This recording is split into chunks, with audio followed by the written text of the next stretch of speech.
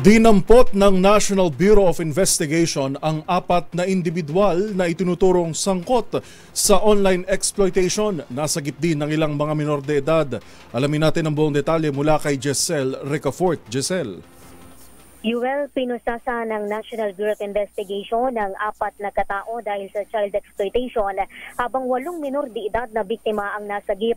Ayon sa Bureau, sa pamagitan ng kolaborasyon sa Foreign Law Enforcement, nagkatanggap ang NBI Human Trafficking Division ng impormasyon tungkol sa mga individual na sangkot sa child exploitation para sa paggawa ng child sexual abuse material at live streaming ng pang-aabusong sexual. Ang mga nabanggit na illegal na material ay ibinibenta sa iba't ibang digital platform. Napag-alaman din nag-aalok ang isa sa mga suspect ng sex tourism package kung saan inilalako niya yung kanyang 4 na minor de edad na anak para sa escort at sexual activities.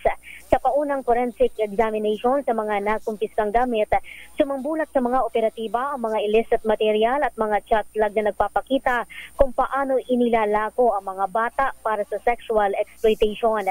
Para sa MBC TV Network News, ito si Jessel Ricafort para sa DZRH, una sa Pilipinas, una sa Pilipino.